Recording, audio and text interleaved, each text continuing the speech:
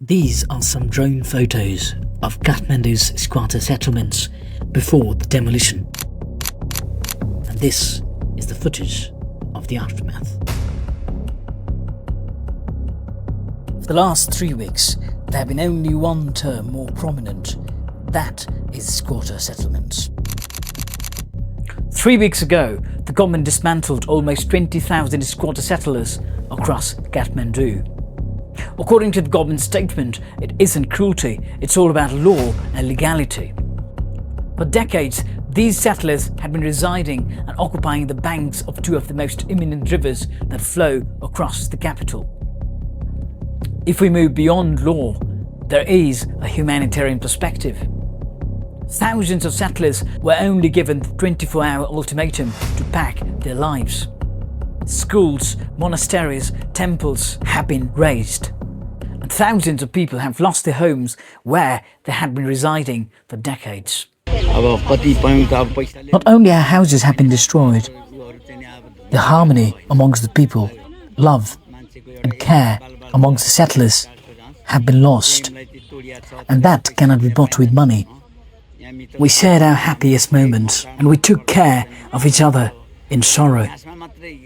Our history, our memories are all erased. And I don't know how you interpret this. Either it's development or destruction. I think you know better. I've just arrived at one of the demolished squatter settlements right over here. And the story over here is quite different to the ones we hear on the news. There's a person sleeping inside this tent right over there. After the demolition, he returned back to his settlement. If you observe this settlement quite closely, it was on the bank of the river. And imagine the pollution, the atrocity this river could have caused them, especially in the monsoon season. There is no doubt the government should have acted with proper planning. Displaced residents staying in hotel shelters have complained of poor living conditions and alleged that they are being treated like prisoners. They have also raised concerns about the lack of security arrangement for teenage girls, while pregnant women, children and elderly people are reportedly struggling to access proper food and accommodation. We have been living in a pavilion since the demolition took place. When I have money, I'm able to eat. But there are nights when I go to sleep on an empty stomach. My daughter is seriously ill. I have 2 children, a daughter and a son. And we've lived here for nearly 28 years. The government promised to compensate us. They have not yet done so. I lack the funds for my daughter's medical treatment. Sometimes the misery of poverty makes me feel I cannot go on, but I endure for the love of my children. Although the matter seems quite settled at the moment, but what about squatter settlers outside the capital?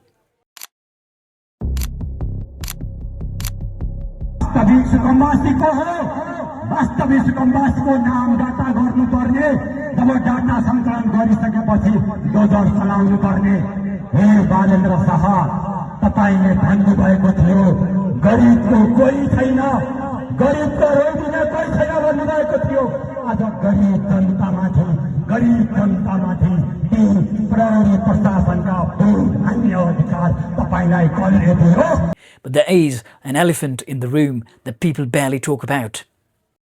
Trade unions under the wings of different political parties have constructed skyscrapers and rented the houses. And they had been collecting rent from the general citizens. My brother and I are in grade 2. Our family used to pay 4,000 rupees a month in rent. Whom did your family pay the rent to? To a man we know. Do you know his name? David. Do you know his full name? Everyone just calls him Brother David. Was your family the only one paying rent? Or did others pay as well? My aunt's family paid rent too. How many rooms did you have? Just one. Was there running water for drinking and household chores? No. We had to buy water for everything. Did this area used to flood during the monsoon? Yes, it used to flood completely. As of 8 May 2026, the Supreme Court has issued an interim order to halt all evictions until a proper relocation plan is presented. The present government claims that clearing these zones is essential for environmental conservation and disaster management. The capital cannot reach international standards while illegal structures continue to multiply on government property. But the real question remains, will this demolition drive truly deliver a cleaner capital, or will it just leave a scar of displacement, shattered harmony and broken promises on the face of Kathmandu?